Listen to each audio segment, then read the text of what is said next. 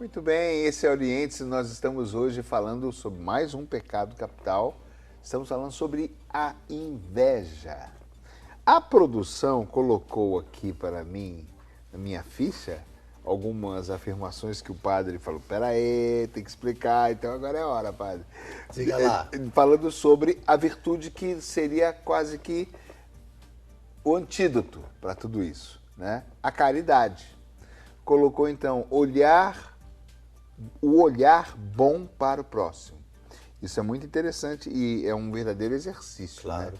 O olhar bom para o próximo, o amor para o próximo, amar nosso irmão sem julgá-lo, ter paciência, perdoar sempre o irmão e a comunidade. O desafio da caridade é, esse é legal, olha, se alegrar com o bem do outro. Sem sombra de né? dúvidas. Se alegrar com o bem do outro. Devemos amar nosso irmão com palavras e com obras. Eu só vivi uma vez, eu contei aqui num desses programas que a gente falava sobre o pecado, eu contei. Eu só vi uma vez um momento assim, muito interessante, que a gente fez uma reunião dolorosa de trabalho. E a pessoa, e eu não sabia, eu fui chamado para uma reunião e a pessoa que se levantou, que convocou a reunião, ela não falava no meu nome, mas ela estava falando do meu trabalho. E me destruiu. E eu fiquei olhando para aquela situação e ninguém reagia. Eu falei, o que eu vou fazer? E eu não fiz nada, não tenho o que fazer. Teve que ficar quieto também, né? E no final daquela reunião eu falei, eu vou dar um abraço a essa pessoa, senão eu vou querer matar essa pessoa, resto da minha vida. Então foi interessante, eu contei aqui, que a reunião acabou, que eu dei por mim, ela estava saindo, tinham duas portas. Eu corri por essa aqui e saí, mas saí corrido mesmo para alcançar ela no corredor. Eu falei, não vou pensar, e eu me agredi, sabe? E corri para ela, abracei ela, falei, obrigado por você ter me ajudado, foi muito bom que você fez comigo. Poxa, me despertou para várias coisas, muito obrigado. Ela ficou assim, mas padre, graças a Deus, morreu ali. Isso. E eu digo que morreu ali porque pessoas que trabalhavam comigo depois olhavam e falavam assim, nossa, mas essa menina, não sei como é que você aguenta naquela situação. E eu nem lembrava mais. E as pessoas ficaram com aquilo. E aí foi o único momento assim concreto que eu vivi algo assim em relação a uma pessoa, a um irmão, que eu tive que dar um gesto radical como se fosse um antídoto para uma situação. Nunca tinha vivido e foi a única vez que ocorreu. Mas foi fantástico. Acabou, mas acabou mesmo.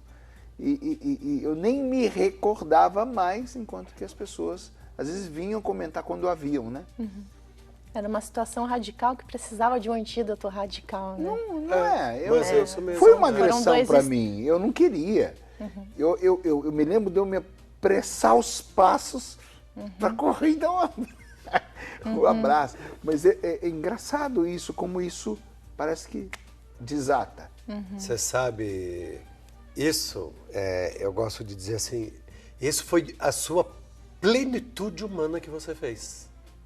Porque nós conseguimos, como a produção passou para você aí no roteiro, nós conseguimos olhar para o outro, amá-lo, sem julgá-lo, sem isso, sem aquilo, quando nós nos reconhecemos totalmente humanos.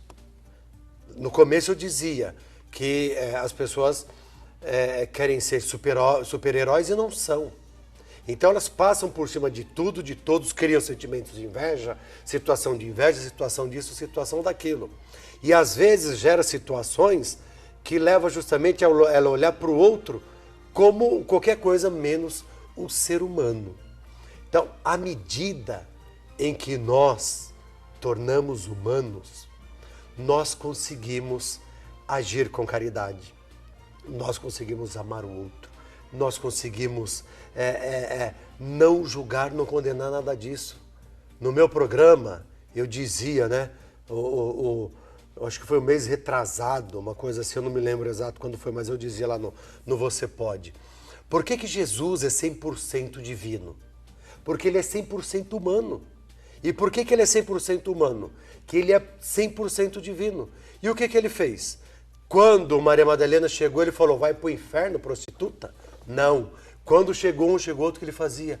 Ele acolhia, ele amava Acolhia todos. tanto que chamou até cobrador de posto para Exato. ser discípulo. Concedia o perdão, que é a coisa própria de Deus, e devolvia aquilo que pela condição da pessoa ela tinha perdido, que era a sua dignidade humana. Isso é E encantador, dignidade né, humana, claro que é maravilhoso isso. E o ser humano, o homem, precisa redescobrir isso na vida. Porque é interessante, às vezes a gente se pega assim, por exemplo, de manhã, na rua. Às vezes eu olho uma pessoa passando de manhã, saio muitas vezes cedo de casa, 7 horas, 6 horas. A pessoa mal levanta a cabeça, às vezes eu dou um bom dia, a pessoa não dá. Não às vezes responde. você dá, ela responde, né? E às vezes eu olho e penso, meu Deus, qual a diferença minha e dela? É o que você tem para dar. O que gostei. O que nos impede de dar um bom dia? O que se criou? De onde que vem esse muro? Pois é. Que coisa, nós somos gente. Não é interessante? E, no entanto, parece ter um muro. A gente sempre tem uma pose, a pessoa tem uma pose. Claro. Né? Ainda mais quando é jovem, quando está com essas roupas. Ele é bad boy, né? É. E você olha, fala, a pessoa só falta soltar um grunhido, né? Isso. E o que nos separa? Nada. Nada. É muito interessante. E o inverso disso tudo que você está contando, você começou a falar, eu comecei a me lembrar de um músico que tocava comigo. Renata, esse menino é de família pobre. O que ajudava ele eram os eventos que a gente ia na igreja, que a gente dava ajuda ministerial para ele, era pouco, mas... Já ajudava, né? E conseguiu, ele é aqui de Campinas, conseguiu a bolsa de estudo de São Paulo, morava na casa dos colegas músicos, assim, ficava 2 meses na casa de um, 3 meses na casa do outro, dormindo no sofá. O rei do miojo, só comia miojo, devia para todo mundo, hoje ele é regente, produtor de dupla sertaneja, está tocando, Olha que mantém beleza, a cabeça dele no lugar, sabe, já casou, já está pagando um apartamento financiado. E engraçado, uma pessoa vitoriosa, mas não sei se é pela história, aí você me ajude, porque você olha e você fica feliz em vez de ficar com inveja. Você olha a história da pessoa e fala, poxa, que legal, né? Que conquista, né? Que conquista. É. Mas se a gente for pensar na inveja, né, do tema assim, de você se sentir vazio, se você se sente sem valor, você não tem nada para dar. E na caridade, você tem que acreditar que você tem alguma coisa para dar, que seja um sorriso, que seja alguma coisa de concreto, mas você tem que ter isso dentro de você. Eu posso dar, eu tenho alguma coisa aqui que eu posso dar. O invejoso, ele não tem esse valor, assim, ele se sente esvaziado. Ou pelo menos ele acha que não tem nada. Então ele não tem o que dar. Ele não tem o que dar, ele tem o que querer, né? Então acho que é muito justa esse contraponto da caridade, porque você só dá se você tem para dar, se você acredita, se você sente que você tem alguma coisa para dar. Aí eu volto ao exemplo da comunidade. Porque uma pessoa que vive uma crise dessa, vou chamar isso de crise, ela, junto com o grupo de jovens indo visitar um asilo, ela não iria, ela não tem, ela não consegue. Mas como está a turma ainda, ela vai junto. E aquilo faz bem. E ela vive o momento dela. Porque cada um acaba vendo seu modelo. O ambiente chama atenção, a situação chama atenção, o que o velhinho respondeu chama atenção, né? Então, a pessoa num grupo, numa comunidade, nesse ambiente sadio, ela acaba começando a receber, mesmo que a conta-gota, não é? Um remédio, um antídoto. Ela começa a receber. Um estímulo para começar a perceber que, opa, eu também tenho alguma coisa que eu tenho aqui que as pessoas, de repente, podem estar precisando. Uma história, um bolo que eu fiz, e começa a ter valor para alguém aquilo. Talvez na história dela ela nunca tenha sido valorizada pelas coisas, pelas habilidades que tinha e começou a se sentir muito esvaziada. A gente hoje, não vai saber. Hoje a gente tem bastante modelos sociais, bastante programas sociais, bastante pessoas famosas promovendo a parte social. Virou até uma maneira das empresas terem algum lucro nisso. Mas em tudo isso, ainda que se tire lucro, mas que se faça o bem, eu penso que é um bem, né, pai? Claro que é. Desde que você está fazendo bem, no caso de lucro, benefício no caso da empresa. O essencial de tudo, pelo menos isso é o que eu creio, né? Enquanto pessoa, depois enquanto cristão, depois enquanto padre. Então você vê que tem uma boa etapa aí, né? Até chegar naquilo que eu sou hoje. É a questão, eu gosto de trabalhar muito a dimensão humana do ser.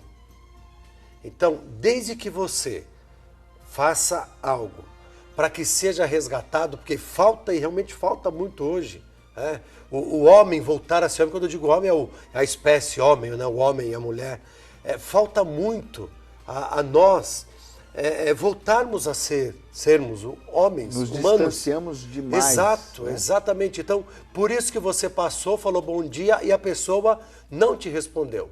Você ofereceu algo para ela, mas ela, por ser quase que desumana, ela não tem nada para te oferecer. Seria capaz de passar o robô do celular e dizer, bom dia, senhor. Não é? Talvez o robô estaria mais humano do que o próprio ser humano. E quando tudo isso vai acontecendo e vai se trabalhando na dimensão de devolver a dignidade, seja em questões materiais do ser humano, como da própria pessoa enquanto tal, eu creio que pecados de inveja, sentimentos e outros, naturalmente, eles seriam tirados da vida da pessoa, porque ela seria ajudada a superar, mesmo que tenha alguma coisa lá atrás, até hoje. Ela não teria esse problema. Eu percebo nisso que você está dizendo, muito da caminhada cristã. Muita gente, Renata, parece que recebe tanto. Quando começa a caminhar com Deus, recebe tanto bem. Tanto bem. Engraçado que a gente vê que a pessoa ainda não está plena, não está curada. É visível em alguns casos, bem visível, né? Porque vive ainda muitas ondulações, momentos de baixa e de alta muito constantes, né? Mas a pessoa, apesar dela ter ainda toda uma situação em aberto, ela já começa, ela muda. Ela já tem algum crédito, né? Já tem algum saldo, vou falar assim, né? Algum combustível, e ela já começa a caminhar, apesar de ser, vou falar assim, uma doente, uma deficitária, uma pessoa que tem toda uma situação, como se fosse um coxo, mas que já começa a caminhar, né? Não é assim? Porque por algum motivo, alguma coisa despertou que o tipo de combustível que ela está recebendo agora está podendo fazer sentido, um sentido que não fazia antes. Então, mesmo que devagarinho ou aos tropeços ainda, as coisas estão começando a fazer sentido e começa a andar. Enquanto você não puder ter contato ou entender aquilo que aconteceu, que te marca, você pode receber o apoio que for. A lacuna fica aberta. Fica aberto e não faz sentido. Ficam palavras, ficam atitudes sem sentido. E a gente percebe muito isso na igreja, porque tem muitos jovens que começam a se levantar, daqui a pouco caem. Começam a se levantar, daqui a pouco, e algumas vezes caem e não voltam mais. Sim. Não é? E a gente sempre estimula, o padre deve fazer isso também, que eles continuem caminhando, continuem caminhando, continuem em grupo, continuem ali, continuem na comunidade. Por quê? Porque vai chegando a hora de alguma alternativa, nem que seja pela divina providência, né? De chegar, porque é interessante, parece que vai cercando e o núcleo vai ficando mais perto do núcleo do problema, né? Emocionalmente. Vem chegando até começar a acontecer uma cura mesmo. Sim. Não é? Eu vejo assim que é bonito demais o processo da pessoa. E na igreja a gente participa muito. Claro, a igreja, como já dizia o Paulo VI, né, o saudoso Papa Paulo VI, a igreja é perita em humanidade, e de fato ela é. Porque ela trabalha muito a questão humana. É trabalhado. Às vezes as pessoas não conseguem perceber, às vezes, essa falta de percepção, porque na sua grande parte ela está limitada à condição somente sacramental. Mas mesmo na condição sacramental, é trabalhado toda essa dimensão humana, que é por meio de reflexões ou a homilia, como o padre faz, por meio de grupos de estudo, disso, daquilo, vai se trabalhando e vai se buscando trazer a pessoa para aquilo que de fato ela é. Nem que seja um oásis ali, né, padre? Sim. Ela bebe, ela se diverte, ela se alegra, e ali ela como se tivesse subido na superfície, respirado, para voltar para enfrentar a loucura que ela enfrenta, e depois ela volta de novo, é isso mesmo. Não é? É Porque a gente vê, não dá para generalizar, mas até em tempos atrás, décadas atrás, onde as pessoas não tinham tanto acesso a um tratamento psicológico, psicoterapeuta, né?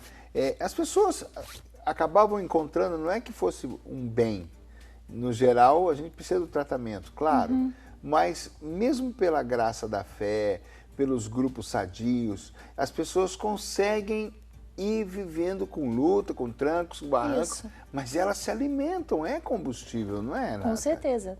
É um processo que não está acontecendo dentro do consultório com o terapeuta, mas é um processo. E quando você fala que você vê que vai cercando e vai chegando no núcleo daquilo, às vezes a situação de estar sentindo a pessoa, né? Sentir que está chegando no núcleo de alguma coisa, volta àquela situação, pode ser muito dolorido. E é onde você vê que o jovem talvez escape, não volte, ou busque outra, foge. Literalmente foge. Porque é muito dolorido, né? E vai ser dolorido na comunidade, vai ser dolorido dentro do consultório, enfim. Mas é um processo que não, né? Porque a gente pode ir concluindo essa questão da solução. O que leva então a pessoa a ir até o fim? O que leva a pessoa a ir até o fim, primeiro, é o combustível que ela vai recebendo. E esse combustível pode ser de fora para dentro, de apoio, de percepção, de verdadeiras amizades, de presença de pessoas sadias ou que deveriam ser sadias como os pais, né? E um despertar dela acima de tudo, eu penso, né? Porque... Mas esse despertar dela vai requerer da gente, vai requerer da comunidade ou do terapeuta paciência e perseverança, porque só vai acontecer no momento que ela puder que aconteça. Sim, mas o pouco que ela começa a se dar conta. Nossa, realmente eu tenho essa tendência, estou sempre voltando a isso. Ela nem sabe o que é. Nem sabe o que é. Mas esse simples fato de começar a perceber já começa a ser uma motivação. Deixa eu continuar, porque pelo menos eu tenho momentos bons, pelo menos eu estou conseguindo lidar com isso, porque há uma verdadeira paralisia no início do processo, né? As pessoas ficam ali como que atoladas no problema até o pescoço. Sem saber para onde ir. Não é? Padre, viva a comunidade, então. Sim, a comunidade é um lugar de cura. As pessoas precisam entender isso também. A comunidade é um lugar de cura, sim. E quando digo a comunidade, estamos falando de igreja, porque ainda estamos falando de fé e tudo mais, mas também o próprio núcleo ou grupo do qual a pessoa participa, né? Sim. Acho que isso tudo. E aí A gente tem que ser seletivo, né, padre? Claro. Você vai numa academia e você encontra ali pessoas maravilhosas. Sim. E também pessoas que falam, opa, não sei qual é dessa isso pessoa. não serve para o meu... Né? Você vai no trabalho, tem gente maravilhosa e tem verdadeiras pessoas problemáticas ali no seu trabalho, do seu lado. Né? Então, a gente precisa ser seletivo em todo lugar. Na igreja também, a gente vai encontrar santo e vai encontrar pecador. Eu sou um deles. Somos, viu? Então, Somos. Essa história da gente idealizar demais, né? Na igreja, lugar perfeito, isso não existe lugar perfeito. Na igreja é um lugar de pecador, que está buscando a graça de Deus. Né? Então é um lugar onde as pessoas querem realmente se transformar. E elas vão se transformar pela fé, pela própria questão do ser pessoa, por aquilo que recebe do Cristo e assim por diante, né? Por isso que o grande convite que Jesus faz, aí entra naquilo que a doutora falou, é a questão da perseverança. Em tudo nós devemos perseverar. A gente pode analisar friamente, quase que generalizar, dizendo que não podemos caminhar sozinhos. Como você começou dizendo que nós somos pessoas de relação. Né? Quem caminha sozinho, quem vai se isolando num quarto, quem vai se isolando no seu problema, quem vai... se afastando dos outros, está piorando A situação. está agravando a situação. Ela está cavando o próprio buraco. Né? Seja como for, a gente precisa de alguém do nosso lado, que nos ajude a nadar. Claro. Eu brinco em algumas pregações com o Nemo lá, com o desenho, com a Dorothy. Com a Dory. A Dory. A Dory. Que continue a nadar, continue a nadar. Exatamente. Tem que continuar de alguma forma, porque você vai dar em algum lugar. Não sei se eu estou sendo otimista em excesso, mas não é verdade. O otimismo também faz parte. Precisamos Fui ser. salvo. Porque se a gente se a gente simplesmente para, a gente começa a afundar na nossa, deixa eu falar assim, nossa lama, nosso problema, nossas mágoas, nossa tristeza, e a gente, e dali só vai sair uma depressão, né? Um certificado de garantia de que eu não presto mesmo, Exato. que eu não tenho valor mesmo e que minha vida está acabada. Então encontramos uma solução para a inveja, padre? Eu creio que quase uma solução, né? Porque aí você tem diversas situações que você tem que passar para superar tudo isso, né? Não dá para dizer que é uma fórmula pronta, né, doutora? Não tem. Porque cada pessoa, cada situação é cada situação, cada problema passado e enfrentado são problemas, cada qual o seu, e assim por diante, né? Mas eu creio que a melhor coisa é a pessoa reconhecer-se necessitada de ajuda. Quando eu olho para a minha condição, eu digo, não, eu preciso de ajuda, ela já deu, acho que, um passo astronômico para poder superar. 90% da cura, né? Exatamente. 90%. O resto vai ser a caminhada. É, isso mesmo. Muito bem, esse é o nosso Oriente. Estamos falando hoje sobre inveja. A gente já vai para o último bloco. Voltamos já já.